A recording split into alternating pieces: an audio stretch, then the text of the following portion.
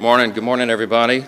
Just wanted to come out and say that we believe the long national nightmare will be over tonight. It was completely and utterly foolish and pointless in the end, as we said all along. I just want to apologize to any Americans who are out there who still have flight cancellations or delays today. I want to apologize to the many American families who were made to go hungry over the last several weeks, our troops and other federal employees who are wondering where their next paycheck would come from. All of that's on the Democrats. Just never forget, they voted 15 times between the House and the Senate to close your government. And the Republicans tried every single day of the shutdown to open it, and we voted 15 times to do that. They have a lot to answer for, and I just want to say that we're very optimistic about the vote tally tonight. We think this is going to happen, and we're sorry that it took this long. So Republicans are going to deliver for the people. We're ready to get back to our legislative agenda. We have a very aggressive calendar for the remainder of this year.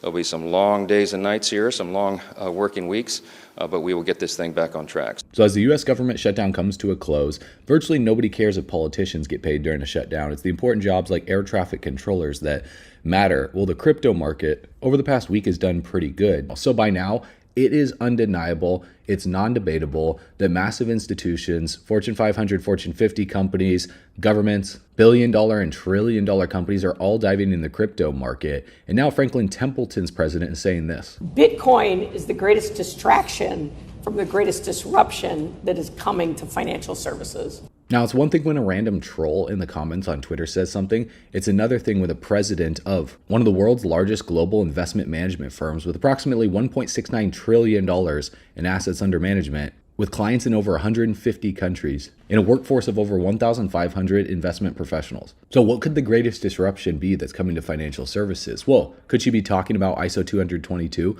the global financial messaging standard that provides a new payment system for banks globally? And even on the SWIFT's website, they're saying the coexistence period for payment instructions is scheduled to end on the 22nd of November 2025. We're talking about 10 days from right now. And simultaneously this month, Apple just launched digital IDs in the United States, letting users add IDs like a passport to their Apple Wallet and use them at TSA checkpoints in 250 plus airports for domestic travel. And all around the same time, while 11 XRP ETF products have officially appeared in the DTCC website, including names like 21 Shares, ProShares, Bitwise, Canary Capital, and who else? Franklin Templeton. So what Franklin Templeton's president is talking about is the XRP ledger here, and what Ripple is doing to completely disrupt banking. Also, the NASDAQ has officially issued a listing notice for the spot XRP ETF, which is XRPC, and it says the effective date is November 13th, so tomorrow. So the fact of the matter is, XRP ETFs have to be decided on. They're most likely going to be approved. If they're not approved, I would be very, very shocked. The ISO 222 standard is going to be global November 22nd. Now, I don't expect that to immediately impact price, although it could leading up to it. This is why we have to focus on the technicals and what's happening on XRP's price chart in this downtrend right now, because until you understand what I'm going to share with you by the end of this video, then you're forever going to be chasing news and you're going to be buying into the hype just like everyone in 2021 when Elon Musk was on Saturday Night Live or Mark Cuban was telling everyone to buy into like Dogecoin when we were all the way at the peak of the market and then we went into a bear market. So you do not want to miss this information I'm going to share with you. If you think charts aren't important and you're not making more than 6 figures per year, then just be quiet and pay attention right now, because if I don't have a 6-figure month,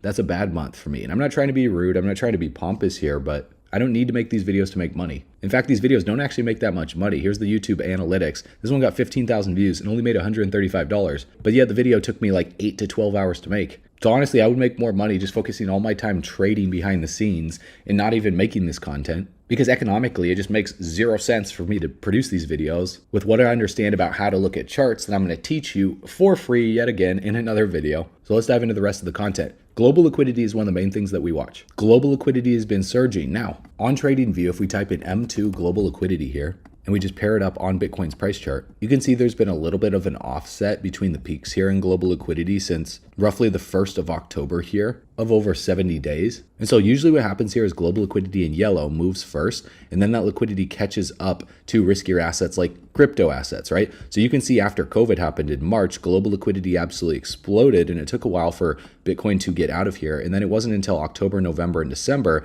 that then Bitcoin caught up with global liquidity. So global liquidity off of 2022's low exploded to the upside. And then you could see here Bitcoin broke off of the bear market low and started to catch up to global liquidity. So every single time we've seen an expansion in global liquidity, shortly after that, we've seen an expansion in the price of Bitcoin and the rest of the crypto market. Now, it's interesting here because ever since the 12th of January, global liquidity has continued to go up, but yet Bitcoin at first went up with it and has now been pulling back in the short term, causing a lot of panic in the market for people to think that this bull market is completely over. So I'm not here to decisively tell you either scenario here because I'd just be lying to you to say if I had the answer, but I'm going to share with you the strategies that you could be able to deploy to make money regardless of whatever happens. And if that's okay with you, then like this video, subscribe to the channel, because here's the next thing that I look for. Regardless of whether the top is in or not, currently the top for Bitcoin is $125,000. It doesn't matter if we pass that or not to make money in these markets, because you can long and you can short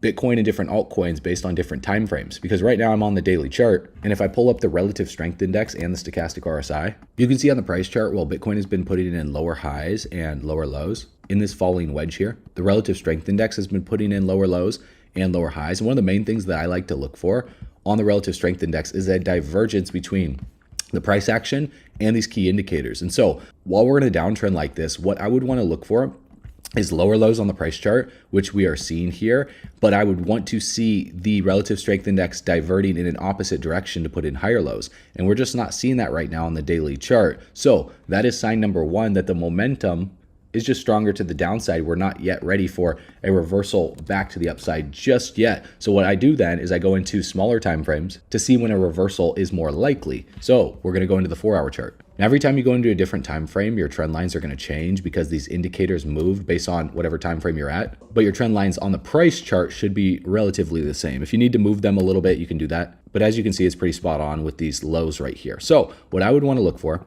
is the lowest low on the relative strength index, and then I just put a vertical line. So that's right here on the 11th of October. Then what I do is I take a trend line, I connect it from that low to the next low on the RSI, and I see if we're putting in higher lows, which we are. So we are seeing a bullish divergence forming on the relative strength index to the price chart. And if we look at the most recent lowest low on the relative strength index in the price chart to see if we can spot a bullish divergence since the 4th of November, we can connect these lows on the RSI. I'll connect the lows on the price chart. And as you can see, we're not putting in lower lows on the price chart, whereas we're putting in higher lows on the RSI. So this isn't a bullish divergence on the 4-hour price chart, which tells me that the selling is not yet done for Bitcoin, and we're more than likely going to break to the downside as a higher probability. Now, that's not a guarantee, obviously, and I know that triggers a lot of people to leave comments like this saying it could go up or it could go down. Really great insight. But when I see stuff like this, it tells me that there's a higher likelihood of the price breaking down. So if it breaks to the upside, then before you enter into any trade, you need confirmation on price action. And what that would be a break of resistance and holding it as support to show that this downtrend is done